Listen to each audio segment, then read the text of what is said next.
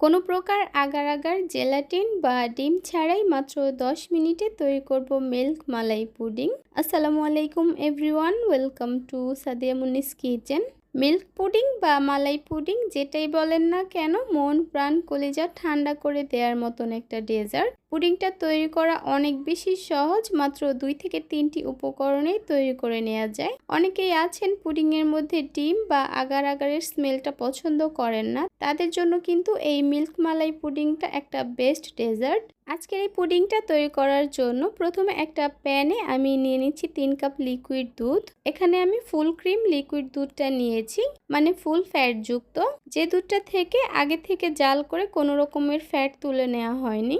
এবার এখানে দিয়ে দিব হাফ কাপ গুঁড়া দুধ। গুঁড়া দুধটা দিলে এই দুধটাকে অনেক বেশি সময় ধরে জাল করতে হবে না, এমনিতেই ঘন হয়ে যাবে। এবার দিয়ে দিব 1/3 কাপ কাস্টার্ড পাউডার। আমি যেহেতু এই পুডিংটার মধ্যে কোনো প্রকার ডিম বা আগার-আগার দিব না, তাই এখানে কাস্টার্ড পাউডারটা দিয়েছি। এবার আমি এই গুঁড়া দুধ আর কাস্টার্ড পাউডারটাকে দুধটার সঙ্গে খুব ভালোভাবে মিশিয়ে নিয়ে চুলাটা জ্বালিয়ে দিব। আমি আজকে এখানে কাস্টার্ড পাউডারটা দিয়েছি, তবে আপনারা চাইলে এই কাস্টার্ড পাউডারের পরিবর্তে কর্নফ্লাওয়ারও দিতে পারবেন। কাস্টার্ড পাউডারটা দেওয়ার কারণে কিন্তু খুব সুন্দর একটা কালার আসবে আর খুব সুন্দর একটা ঘ্রাণও আসবে।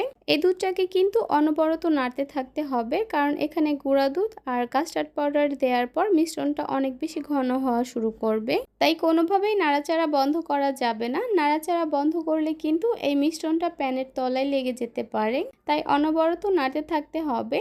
আর এরই মধ্যে কিন্তু মিশ্রণটা ঘন হওয়া শুরু করেছে। এবার আমি এখানে দিয়ে দিব 1/3 কাপ চিনি। আপনারা চাইলে চিনির পরিমাণটা আপনাদের পছন্দ মতো আরও কিছুটা বাড়িয়ে বা কমিয়ে অ্যাডজাস্ট করে নিতে পারবেন। ফ্লেভারের জন্য আপনারা চাইলে এখানে ভ্যানিলা এসেন্স বা এলাচের গুঁড়াটাও দিতে পারবেন। আমি যেহেতু কাস্টার্ড পাউডার দিয়ে পুডিংটা তৈরি করব, তাই আমি এখানে আর কিছুই দিব না, কারণ এই কাস্টার্ড পাউডারের জন্য কিন্তু এই পুডিংটার মধ্যে এমনি থেকেই খুব সুন্দর একটা ঘ্রাণ আসবে। প্রায় ৫ থেকে ৬ মিনিটের মতো অনবরত নেড়েচেড়ে জাল করার পর কিন্তু এখন এই দুধের মিশ্রণটা অনেক বেশি ঘন হয়ে গেছে। এবার আমি এই মিশ্রণটাকে সরাসরি যেই মোল্ডের মধ্যে পুডিংটাকে সেট করব, সেই মোল্ডের মধ্যে ঢেলে নিব। আর এই কাজটা কিন্তু খুব দ্রুতই করে নিতে হবে। কোনোভাবেই কিন্তু পুডিংয়ের এই মিশ্রণটা ঠান্ডা করা যাবে না, কারণ এই পুডিংটা কিন্তু খুব দ্রুতই জমে যায়। গরম থাকা অবস্থায় এই মিশ্রণটাকে মোল্ডের মধ্যে নিয়ে নিতে হবে। এই পুডিংটা আপনারা যে কোনো পাত্রেই সেট করে নিতে পারবেন।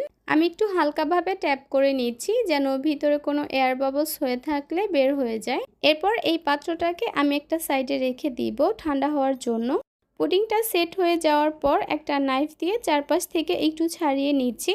তারপর এই পুডিংটাকে আমি ডিমোল্ড করে নিচ্ছি। দেখতেই পাচ্ছেন পুডিংটা কিন্তু খুব ভালোভাবে সেট হয়ে গেছে। আপনারা চাইলে এই পুডিংটা ঠান্ডা হয়ে যাওয়ার পর নর্মাল ফ্রিজে রেখেও কিছুটা ঠান্ডা করে নিতে পারেন। এই মিল্ক মালাই পুডিংটা দেখতে আরও বেশি আকর্ষণীয় করার জন্য আর খেতে আরও বেশি ভালো লাগার জন্য আমি উপরে কিছুটা গুঁড়ো দুধ ছড়িয়ে দিয়েছি। দেখতে সুন্দর লাগার জন্য উপর থেকে আমি সামান্য পরিমাণ পেস্তা বাদাম কুচি দিয়ে দিচ্ছি। ব্যাস, তৈরি হয়ে গেল একদমই সহজভাবে মিল্ক মালাই পুডিং।